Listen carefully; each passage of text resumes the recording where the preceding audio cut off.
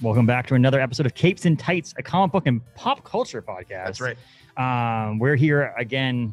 We just broadcasted live on Friday, October 1st from the Comic-Con. We're here doing an episode. We are. That's live in a sense because we're not in the studio. We're not on Zoom. Right. We're here at the Comic-Con, but we're going to talk difference between digital comic books and paper comic books for an extra episode. Extra while we're here. We're saying we're here. Well, I mean, we did our live stream. We have all the energy here because we were right live at a Comic-Con. So and some crazy stuff has happened and some cool, fun things are happening. And we just started. This is insane. So it's cool to be a part of this because it's here in Bangor. That's the biggest thing to me. It's here in Bangor. And so before we get into this actual episode, is the mall at Bangor Mall is hosting the Comic-Con. It is fun. There's energy in here that I haven't seen in a long time, especially here. Right. And then the people, like I've met a bunch of people so far, and they're all just super nice people. Some of them are stressed. Some of them are stress drinking. We each cope in our own way. And it's just kind of funny. But yeah, there's a bunch of people, and it's only Friday, so we're excited to do some more stuff over the weekend. But this episode is brought to you by just kidding. We just talked about how we don't have any ads, which is okay right now because I don't like ads as much. But we don't have ads right now. We're self-funded. But it's brought to you by Adam and Justin. Exactly. Here at Capes and Tights Podcast. We're going to talk about digital versus paper. You can see the beer here, though, which is pretty cool. This is a beer. We didn't talk about it on our live stream. I wanted to bring it up right now. This is a collaboration between us, the Bangor, or Orna Brewing Company, the Bangor Comic-Con, Bob Raymond, who did our drawing art on there, and the Clerks crew. It's a cool beer. You can get it at Orna Brewing Company. I did the overall layout design and the design of the hop and the text, and then Bob Raymond did the art, the drawing, and then obviously Asa and his crew did the liquid. That's right. So it's fun. So you can grab that at Damon's in Bangor or around the state of Maine next week, or whenever this comes out. This is probably going to come out way past when it actually is out there, but I just wanted to bring it up. We didn't talk about it That'll before. give us a reminder to recap Bangor Comic-Con in the future when we play this. But yeah, just we have some cool things that have happened since we've been here so far, but we thought we'd do another episode, and this is episode on digital versus paper. Anybody watching this will see that Adam and I are masked. We are in the same room, and we're being safe. There's still a pandemic going on, so that's why you see this, but we can talk through our masks. It's weird, and I can breathe okay. It's weird. Weren't we going to tell people these were like our portable sound screens? Yes, that's what it is. It's a sound screen. It's so you don't spit on the microphone. I don't. Yep. It's a secondary sound screen. What is it called? It's a pop filter. So that's what it is. Portable pop filter. I don't know what I'm talking about. We don't know what we're talking about. We're a half-ass podcast as it is. So you actually know something. I don't know. What is this black thing that I'm talking into? It's I was going to say something phallic, but no, we don't want to go there. There are children present. Thanks to everybody watching right there. How's it going? Just kidding. People are watching by. We got some crazy cosplay. Yeah. Ooh, Ghostbusters. I don't want to make fun of people, but I don't see the point of wearing a mask to an event like this. No, I don't either. That does not wear it. It's weird, but it is what it is. Exactly. To each his own. Maybe it's because they walk up to a booth that someone wants them to wear when they can throw one on, and so on. But digital versus paper. Yeah, which is weird because here we are right in the middle of paper here. Yes, which is cool to see because I remember that from my childhood so much. So these tables just full of comic books. Mm-hmm. So paper is probably the place to start. So paper to me is the collectibility. So I'm going to say this, and Adam's going to stab me for it because the collectibility is not just with paper, and Adam's can get into that in a little bit. The collectibility has changed in that domain of collectible digital currencies or digital items, but. The collectibility to me is it's almost a disease or almost it's a disease I have of collecting things. It's like sometimes I get to the point where I get issues 1 through 4. Yep. And it's not a very good comic book, but it's a 5-part miniseries. And I got to go by that. I'm a completionist in that aspect that I need to have the 5th issue of something or the last issue of something. And so the digital part of it, maybe not as much. And I think digital wise is more like Marvel Unlimited for me. Which has everything, but paper-wise, I can get them signed. Paper-wise, I can display them on the wall. Absolutely. Paper-wise, it's the OG, the original way of doing it. And then also on the paper side is I can go to. There isn't actually any comics here. I don't know if you noticed when you walk through the vendors. There's actually more toys and things in there than there are extra comic books. But it's going to the comic book bins and flipping through and finding the comic book issue that you've been missing. You don't really do that digitally. No, not at all. And I'm going to relate that to my dad and his Blockbuster love. Yes. I mean, we all love Blockbuster. We all love. But like movie theater, or not movie theater, movie rental. Yep. Love is the idea. My dad would love to go into a movie store and like flip through the movies and go, "Oh, I didn't know Bruce Willis made this movie," and rent that movie. Yep. You can't really do that with Amazon Prime or No. Netflix, or so it's harder to just look through stuff. Yep. On that thing. So the best thing about paper to me is that you can physically hold it, you can get it signed, Yep. you can display it, and you can thumb through things a lot easier. Yep. So that's just my basic synopsis on why paper might be better than digital. But this is not really an argument on that aspect of it. I mean, it's the same as with just books in general. Mhm. I mean, I love my Kindle, but there is something about like holding a book and feeling a book and having a special edition of a book with a different cover. And so, I mean, I 100% get it. I don't think comics will ever, well, one day probably, but the it's going to format be of what they are in paper might not be the same because Right. It may be more graphic novel only, no it may be, single issue. But I don't know. I mean, maybe digital doesn't do well without Yeah. the paper counterpart. I mean, Because what is a digital copy of a comic book? Not an NFT side, but what is a digital copy? What's a PDF of a comic book? Yep. It's the before you print it, right? Yep. I mean, a PDF. We talked about this before we recorded this, that we are going to be talking at some point with some artists and things like that. So Adam didn't have a few issues Yep. of some books. He wanted to get some, like, see what they did and see the cover and see all that stuff. So I sent him a couple PDFs saying these are some of the issue number ones Yep. that I had purchased online too. But that PDF, all they did was take what they were into the sent to the printer. Yes. And just saved it as a PDF and put it online, and you can download it and it sends it the link. That's the difference between paper and digital, really. Right. It's literally just the difference of it's before printed and then printed. It's like, it is what it is. So the PDF, but there is some other ones like Aggregate comic book by Ben Bishop. He has a digital PDF of the Aggregate, but if you read it in a specific reader or like a PDF thing and you click on his thing, because it's a just to give it synopsis of it, is Ben Bishop is the owner of Split Decision Comic Books in Westbrook, Maine. He has a book called The Aggregate. It's a graphic novel, but it's a split decision comic book. It's the whole choose your own adventure. And so you says, do you want to jump off the cliff or do you want to walk around? Right. And you choose your thing. It says go to page 38 or stay or go to the next page. And you on the PDF, you can actually click it and it goes to page 38. So you're not trying to flip through things and seeing the other way of doing things. So there are some things that you can do with digital that you can't do with paper in that aspect. You actually have to thumb through.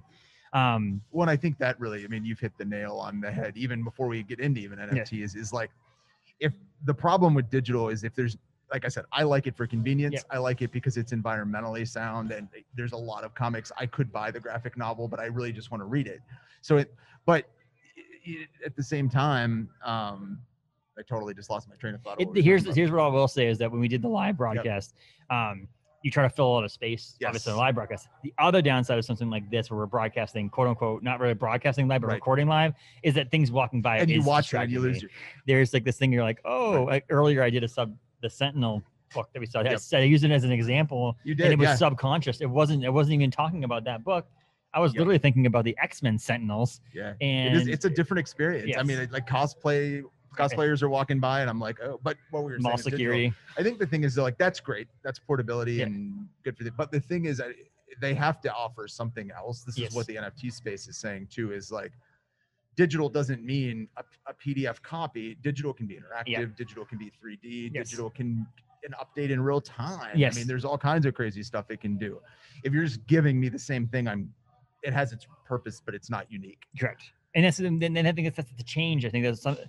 But is it a change or is it an additional piece? Is it like there's paper, there's PDF? I'm gonna use PDF, but it's really basically like Marvel Unlimited or you download a digital copy of a book. Yes. And then there's NFT. I think it's possible that it will stay separated at that point, but there may be ones that like you mentioned. What was the one you mentioned to me yesterday? Amazing Spider-Man 361. And it sold 21,000 copies. You can read those, right? Like it's not just so you can read them. So that takes the NFT and the digital and puts them together. And those are digitally, like fully remastered digital versions of older comic books, which is part of the idea with that too. You'll never be able to see a like crisp, clean, brand new, but you can interact with one in AR idea. And so that's where I think it does get interesting with digital, but like that separating, like you said, that NFT space out is important too, because that really hasn't been explored. Like you said, Vive is starting to, Vive is an app that you can get on iPhone and Android. It's based on I think it's actually VV, but I don't like saying that, so I think I say Vive. I read it as Vive too. I heard VV, but I don't like to. It sounds dumb to say that, so I'm gonna say Vive. Vive. But it's on the Vive blockchain, and so they're registered on the blockchain for Vive in this case, so you know that it is one of the original copies. They're also editioned, which is a little different. But Vive is going to work with another protocol so that they're going to be on Ethereum. That's a huge game changer. We were just saying the other day, I think clearly Vive is a test market on a private blockchain to see how this is going to work. Even the ones that have been bought on the private chain are going to go to the public, like Ethereum chain now. So that's a huge change, and nobody really knows, because then it opens the door to say, one of the artists here, to you release 10,000 copies. Somebody might have it, like they downloaded it, but it's not the copy from the artist. Correct. And that's important. Yes. Right? I mean, and that's it. What I share to you, I wouldn't share with you the NFT, like the physical. You might be able to read it. Yes. But I'm not gonna, like when I sent the PDF to you, technically in a way that, like, I do, and I like to preface this, I do own the physical copies of these books. Of course. And I bought the digital copies of this book. So letting me have you borrow it, and you can keep it forever. And that's the risk you run with PDF versions of comic books. That it's like you can technically duplicate it. I can't duplicate Amazing Spider-Man 361. I can let you borrow it. I can't duplicate it. So like the PDFs you can duplicate. I can just copy paste, and I can put them on thumb drives and hand them out to everybody here. So there is that security part of it that you wouldn't get, but you can also secure it. You could also make it so that's password protected and all that stuff. Some of these websites do it. I literally buy digital comics to read the physical comics that I have. Why I subscribe to Marvel Unlimited is which anybody doesn't know what Marvel Unlimited is 27,000 comic books on an app that you can subscribe to monthly, and you can read them all. That's all the storylines. There's like reader clubs. There's storylines, interactive reading mode where it like jumps to the panels, and so it's really great. So I read it because my wife likes to go to bed when she gets into bed. I like to read and simmer down a little bit. And so I have my iPad on like a boom arm like this that comes up and holds my iPad, and I read that at night. I'm not doing that with my freaking book. No, not at all. Your arms will get tired and stuff like that. So the digital version of it, to me, and me only right now, I mean, we've talked NFT, and I'm getting into that realm. But to me personally, the one big thing for me is I just want to be able to read it on my iPad, but I also want to own the physical copy. And that can be bad, because like the Scout books that I sent to you, I spent $3 for the book at Paul's shop, and then I spent $3 on the digital copy. Now it's a $6 book. Marvel, and this is a discussion that Paul and I had in the shop once, has a tag on the inside of the book. So you go to middle of the book, you peel the little tag off, it gives you a little code. You type that code in online, you get the digital version of the book too. So you get it for free. Paul and I mentioned, is that going to be equal to back in the day when inside an old Marvel comic book there was a stamp that you cut it out and you mail it in to get something, or like, mail your UPC in to get a free prize? Is that peeling that off and redeeming the digital copy going to be equal to, meaning that maybe your book itself on the outside of the book is a 9.8 graded, but then you open the book app and they say it's missing the thing, and it immediately drops to a 6 graded because it's missing that thing. The NFTs can really come in, and this is again just kind of not a very even imaginative way, but you buy a physical comic book and you can claim that NFT or you cannot, and you can leave it with the book, and they can check on the blockchain and say, oh man, he hasn't minted this one, so like now my physical copy is worth 10 times more because you haven't claimed the NFT. The other one, like you were saying, lending is which becomes we do it responsibly because, like I said, I buy comic books, but sure, there are people out there that never buy them. They buy thumb drives full of pirated stuff. But with an NFT, especially on these like smart contracts with Ethereum, it could be that like you have this comic book, say that your comic book has a special thing with it, you're allowed to join a forum to talk to the artist. Well, you could, on a smart contract with blockchain, you could actually lend me your comic book. I could pay you $50 to take it for the day. I can read it. I also can go to Ben Bishop's private Discord and have a conversation with him, but the comic book then goes back to you, and so the value stays with you.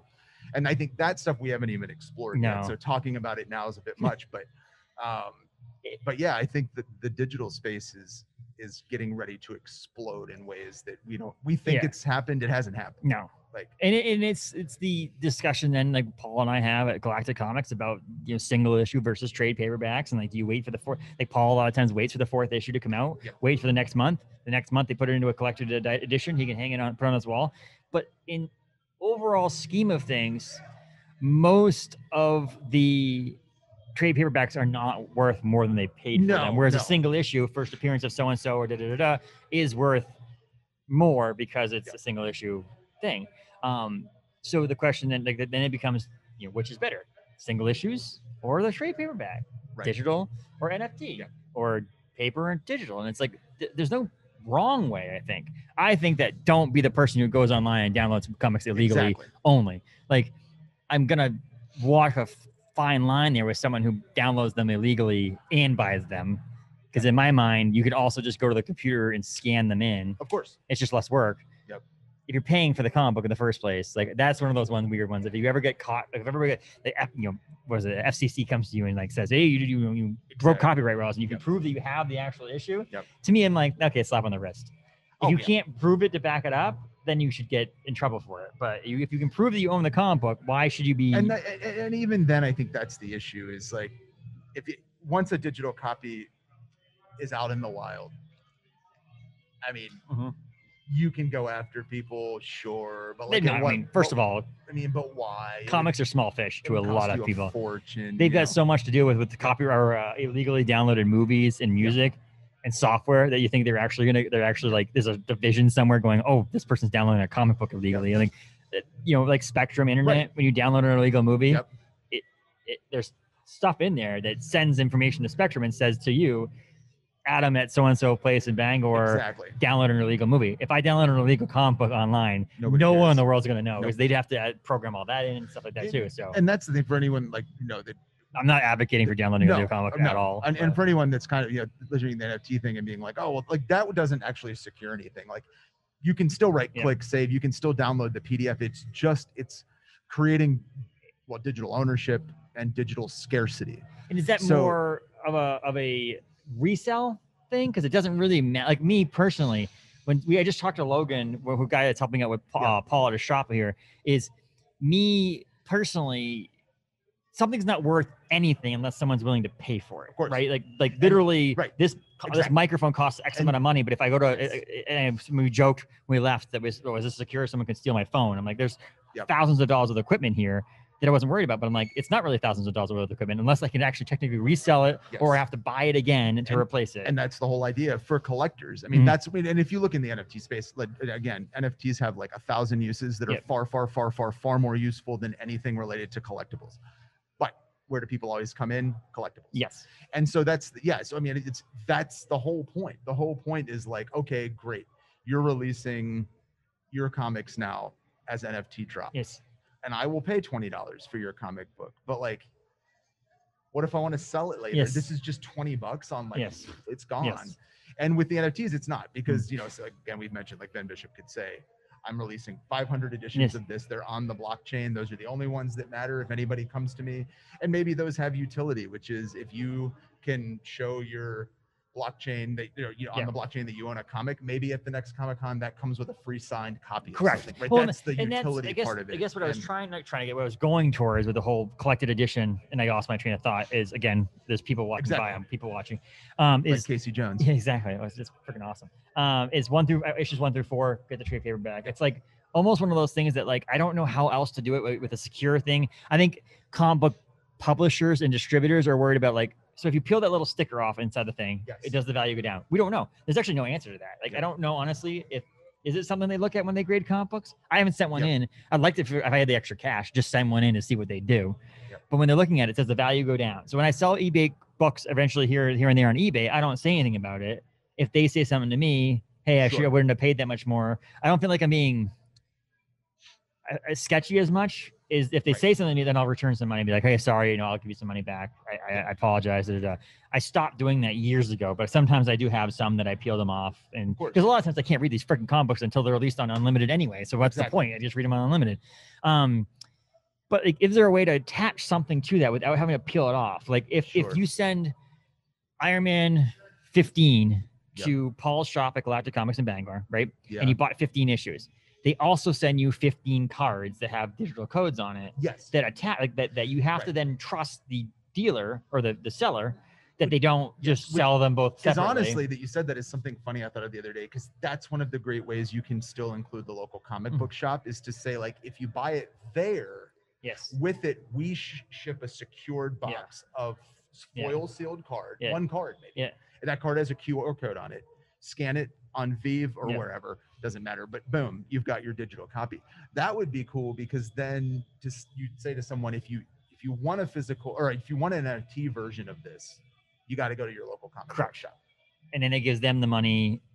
And that's because that's where we were down with downside of digital also, is like I went directly to Scout. Like, say I didn't buy the physical copy paper versions of Cherry Blackbird #1 or We Don't Kill Spiders #1, and I just went to Scout.com. Scout, I mean, obviously they deserve the money too. They're the ones putting the comic book out. Of course. But there's a reason why there's a chain, and I work in the beer industry too, so there's always that chain. There's the brewer, there's the distributor, and then there's the retail person. So with comic books, it's the exact same way. There's there's actually more than that, really, because it's the writer, colorist, letterer, and all that stuff. Then there's the publisher, then there's the distributor, and then there's the retailer. And so obviously going to Scout is not a bad thing, because I mean, they're getting the money. But then if I go to Scout and pay $3, I'm cutting out Paul. And Paul has a shop and a family and all that stuff to do with it. And honestly, I never got, and this is making me thinking of it, why is a digital copy $2.99 or $3.99 and the actual copy $3.99? That's what bothers me. It's like the same thing with a movie. When you buy a movie digitally, it's $19.99, or you can buy the Blu-ray for $19.97. And I'm like, the digital copy literally costs server space. That's it. Exactly. For one file, because you just download that one file. It's not like that's just capitalism. I mean, it because if you could get the digital cheaper, more people would probably buy. But if it's the same, some people might be like, but people might buy, and it's going to cost you less because you're printing less. And then for collectors, if you're printing less, does the value go up because there's less market? You know, and we mentioned this. Paul and I talked about this the other day. Was Berserker #1 second printing is actually worth more than Berserker #1 first printing, because the second printing, they printed a second printing because they knew they needed to, but they didn't print a lot, thinking it wasn't. And so there was less printings of the second one than the first one. So the second one's worth $75 and the first one's worth $4. And it's just like, and that gets closer to that kind of same thing with NFT. It's a created thing, right? I mean, the second edition having less doesn't mean anything any more than, like, so, you know, when we dropped the Spider-Man models, one of them I got is like in the thousands out of 40,000, 20,000, something. And it's worth a lot more. It's not different. No, it's not even, it's literally the same thing that you're looking at, but you're looking at it with my number on it. So yeah, I mean, that's just, I don't know how we ever get past that. And so one of the things I'd love to see in the growth of digital comic books versus paper comic books. So what I will say in the long run is I buy paper comic books every week at my LCS. Like, I buy them, I bring them home, they're bagged and boarded. Some of them I have to read physically because they don't have the digital version. Some of them I wait, and some of them, like I said, the Marvel ones, I just wait and I'm behind a little bit, but then I read them on Marvel Unlimited. But a lot of times I buy them because I like to have the collections. I like to have the long boxes or short boxes of comic books in it. And then there'll be other ones that I just will buy digital because I don't really care. I just want to read the story. And so, but the long run, I like to collect, and that's what it is. I like to collect, and I'm not at the level you are yet with the collecting digital. No. And so the collector's part of it is, to me, is the physically holding it and like showing the cover. What I'd like to see happen is that if you have a print copy of a comic book, right, it is printed with this cover on it. So it's like cover A, cover B, cover C. The digital version of that comic book should be cover whatever, cover A, B, whatever it is. But it should be another cover by a different artist. Sure. That's what it makes it unique in that sense. So it's that step below NFT, right? But it makes it special. So that you have in order to get the digital version, if you want to go to scout.com and it's not scout.com, scoutcomics.com, whatever it is, and buy Cherry Blackbird's digital version, it should have another cover. Yes. As a cover, so that it makes it worth, quote unquote, worth more because it's another collector product. And that goes back to where we said, you know, if we could use like the NFTs for an additional collectible, what it could be is you do your QR code, you mint your edition, but just like Vive is doing, you'll probably just get a common cover. But you might get a ultra rare or a secret rare. I mean, there's some of these new covers dropping on Vive that you pay $6, $7, but you get the secret rare, turn around and sell it for $2,000-$3,000 that same day. That would also be an incentive to get that physical Mhm. edition and then take your chances on a rare digital. So this is not direct paper versus digital. This is more paper versus digital adjacent, which is The Walking Dead's 15th anniversary books. They released a special edition of a bunch of special issues. So like the issue number 1, issue number 19, the first appearance of Michonne, and so on, with these special new covers, but they were in black bags that you didn't know which ones you were going to get. Brings me back to collecting cards, like comic book, like basketball cards, football cards, all that stuff. You open a pack of cards, which some people think is a scam, because you're opening up, you don't know what you're getting, and you're saying, you know, welcome to collectibles. Correct. You know? With comic books, at least, you look at the comic. If I go buy, you know, Brian Lassard's Sentinel across there, and I buy that, I know what I'm getting. I'm looking at the comic book right in front of me. I know the quality of it. I know that I can pick whichever cover I want. I know what I'm getting. Sure. The blind bag thing was freaking awesome. And you know how many copies of that book I bought? Like Taylor and I were going to places, and when we go on vacation, we like go to Massachusetts or whatever, and I'd be like, they have a bunch of number 15s or 19s. I got to buy them because I'm missing a couple of them, and I'd end up getting duplikates. And now what I'm doing, I would not buy duplicates on purpose. Why? Again, this is adjacent to what we're talking about, but I would love it. Why don't they do that more? Yeah. You know how much money I would spend on comic books if I didn't know which, and I could get the 1 in 250 variant. Like you could get this crazy variant that's worth tons of money, but I end up obviously like would end up spending $250 to get that one. But like, why there isn't more blind bag? Is it because people are pissed at that aspect of it, or do you think? Which is interesting, right? Because like you said, some people will be like, it's not fair.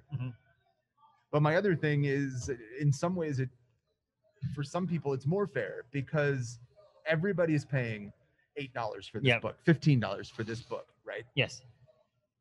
But you might get a really rare one. But like for me, even I can't go out there and be like, well, I'll have that $800 edition of yours. Yes. But I'll buy a $12 edition if it might be the $800 edition. And with the speculation market that we have going on right now, with people like, this person may be in a TV show next week, that people buy books and keep them hoping they're going to be worth some money.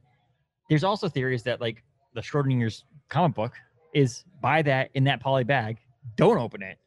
What's it worth? Is it worth more or less because you don't know what it is? Exactly. Most people say it's worth less because you don't know what it is, and sometimes the poly bags actually are bad for the comic book in long term because they're not. It's the way that the glue on it and all that stuff. You're not putting in a bag and board is different. But if it functions like the NFT world, what I would see is it's kind of like, if you can track how many rares are left, then the race to the end, counting cards the here, value would go way up, right? And then it would go back down to its Yeah. consolidated levels. But like you said, then that starts sounding a little bit like gambling, and Yes. you know, Well, but it always is, isn't it? I mean, yes. I don't know. To me, it's that so ease of use. If we just for a second here step out of the NFT world, absolutely, and we go ease of use, digital's easier. and doesn't require No, NFTs. but here it is. I mean, I have coworkers that I'm like, do you have an iPad? No, I don't have an iPad. So there's your issue right there. I'm sorry. I am not reading a comic book on a phone. No, I am not doing it. My phone. I don't watch TV on my phone. I don't consume anything other than text. So it's easier to read a digital comic book. It's safer for the comic book if you're a collector, because if you want a collector, you don't want to ruin it. You don't want to get damaged. It's safe that way. You can read comic books that you normally wouldn't be able to read. Amazing Fantasy 15, the first appearance, Fantastic Four #1. You know, all those books that you can't get your hands on, and even if you did get your hands on it, you're not opening that book. It's staying in a bag and a board or sealed behind a slab. So it's easier. It's more collectible. Again, we haven't really the world hasn't gotten into the NFT game. I mean, 21,000 people have, but not to the level of just downloading at all. So it's the collectability is better on a PDF world, or sorry, a non-PDF world, on a digital, a paper copy of world.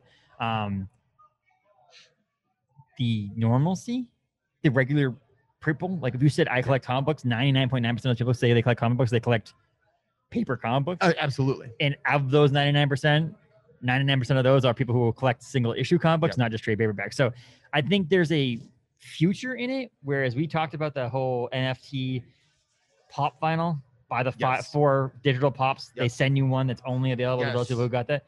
That could be it. Buy the 4 digital copies, digital with NFT backing and all that stuff. Then we send you the actual trade paperback in paper later on. And that was, which is really funny because we're here today with you know, a lot of the TMNT crew going, and that was the first drop of that was a TMNT collection. Exactly. And if you collected all of them, one of each, you got this like ultra rare one and a physical version of it, which like right away that thing's going to be worth a fortune. And that's doubles what you have. You have your digital people who are involved in digital stuff, and then you have your person who may be a 55-year-old, 60-year-old collector who doesn't care about the internet at all and wants the physical copy and want the play, open it, play with it, let the kid play.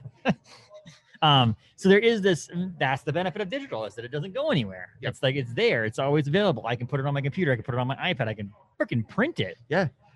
Absolutely. And again, another thing with digital I think about a lot that has nothing to do with NFTs, but I like the way color looks on a backlit screen. I love reading comics on my iPad. You can pinch and zoom too and get detail. Like go into this crazy detail. And I think part of it is the transition.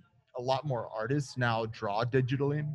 So I think the thing with that, it's going to see at what point that transitions happen so fully that the digital creation doesn't translate well to paper. And then that's going to be a weird reversal. But I think, we're ways out from that. But so I guess also one of the things is probably easier for someone to release a digital comic book than it is a physical comic book either too. I do know that places like Ben Bishop from Split Decision Comics, the aggregate, as I bought the physical copy from him, right? And I have it, and I'm part of his Bish Kids. And I texted him one day, and I'm like, "Hey man, I'd like to read it on my iPad." He sent me the PDF.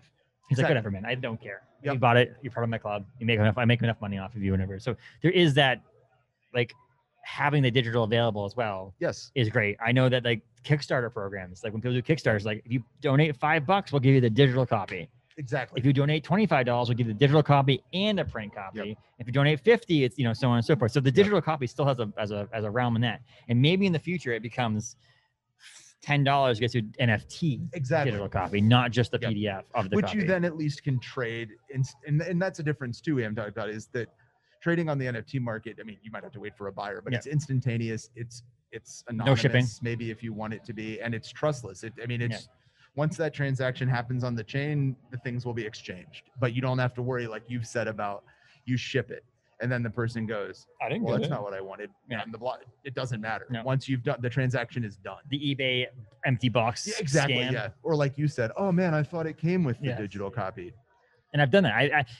I work in a customer service world anyway. So a lot of times I don't care if you're right or wrong. I have to fix it in order to save face and things like that. So like if someone tells me, hey, this doesn't play on their DVD player, and it was a $1.95 DVD I sent them, I'm like, screw it. Here's your money back. I don't care. Keep the DVD.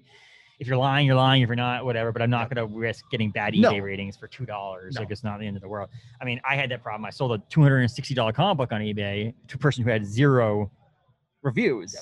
And I'm like, I am going to get scammed on this. That's $260 of product.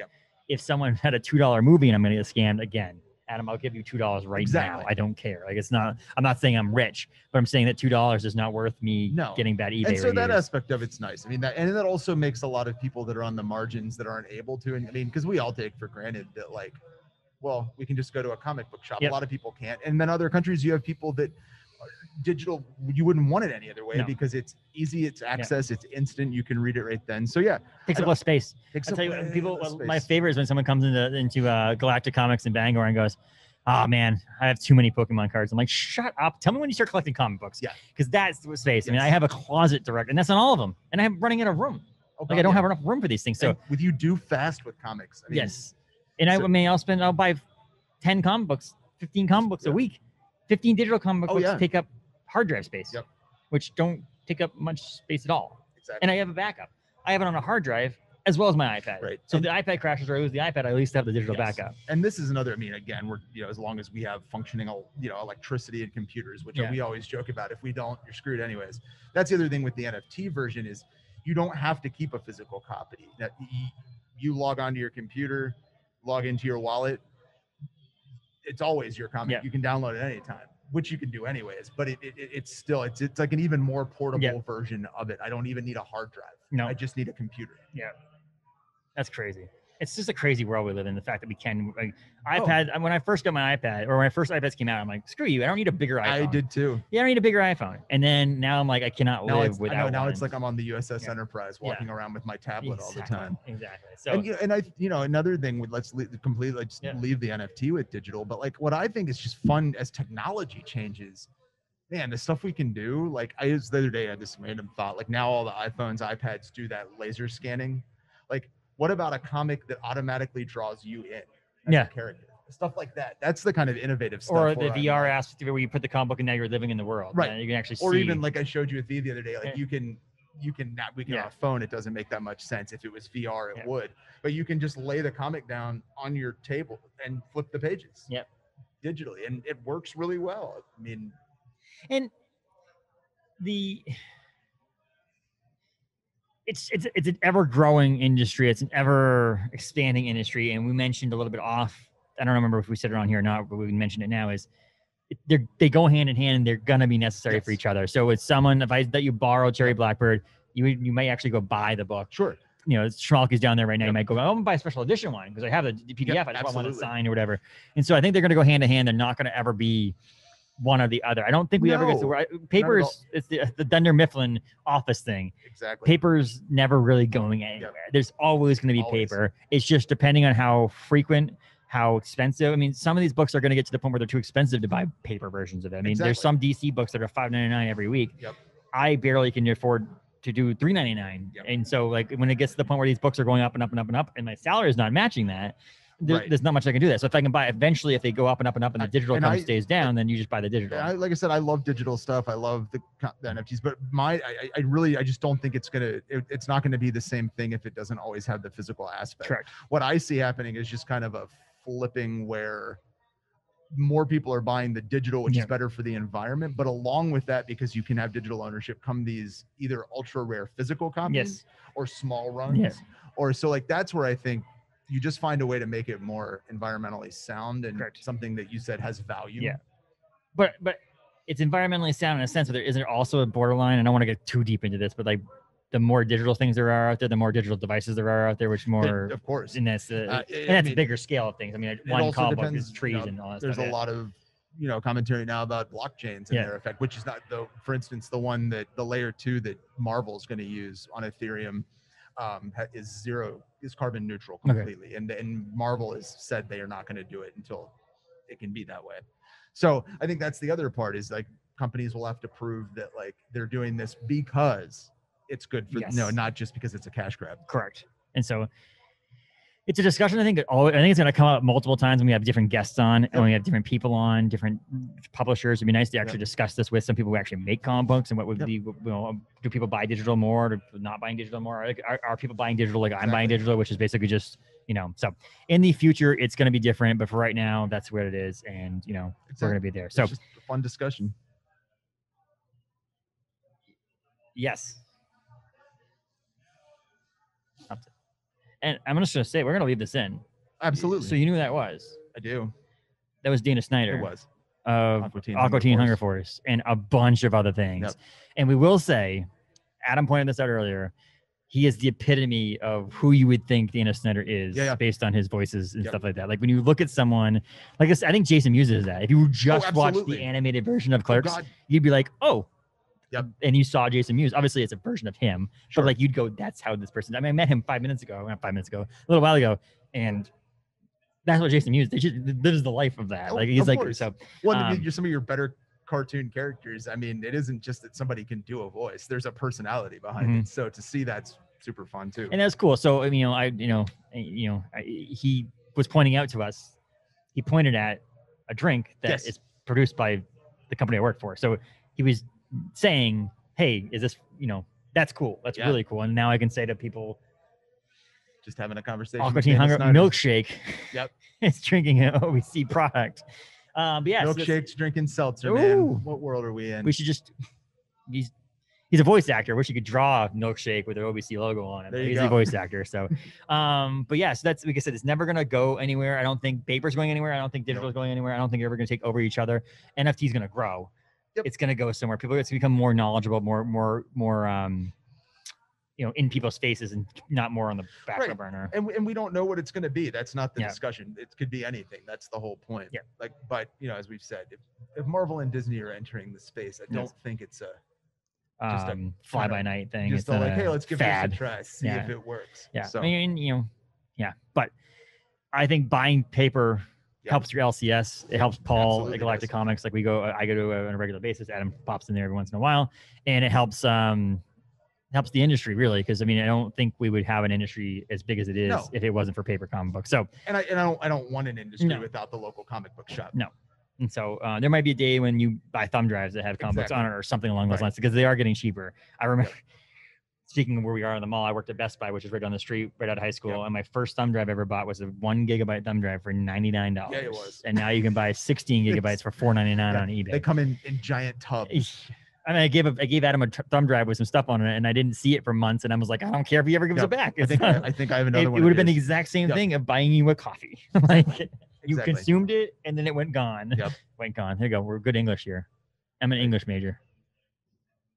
I'm shaking my head, by the way. This is another one of those live event things. Your brain starts kind of getting a little mushy at some point, trying to think of things to say. It's just like we said, we have a little conversation with Dana Snyder, and then you're like, "Well, what are you doing? What are we pinch doing?" yourself. Yeah. I got Dana Snyder. So, well, I think we'll talk about this a lot more in the future. So Galactic Comics. Yeah, Galactic Comics. We mentioned them a lot. If you're in Bangor, 547 Hammond Street in Bangor, go see Paul. But this is Capes and Tights. We are a comic book and pop culture podcast. You can find us on Apple and Spotify, all the major podcasting platforms out there. We're looking for reviews also. If you like the podcast, please leave 5 stars. If you don't, let us know why, but try not to like crap on us. It doesn't help anyway and ever. We need to learn from our mistakes, not from, you know. And we're on Twitter and we're on Facebook and we're on YouTube. So feel free to leave comments and have a discussion. It doesn't even have to be a direct criticism or review. Ask us questions. We're happy to answer.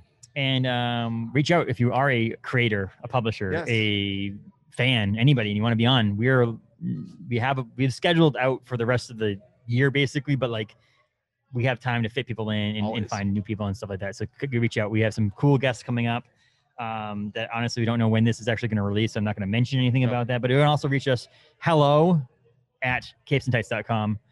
Is our email address too if you want to send us a direct email, if you don't like the interwebs and other ways like Facebook or social media or anything like that. So but this has been an episode of Capes and Tights, talking digital versus paper comic books. I think it's a discussion that we're going to be having for a long time. And there's no winner. And Adam's not on one side and I'm not on one side. Whereas, you know, we kind of we'll have those discussions like that, but this is not that. We're both on the idea. These are just two things that work together to make the whole thing better. Yes, absolutely. So yeah, I'm Justin. I'm Adam. Thanks guys for listening and watching, and keep tuning in for more from Capes and Tights.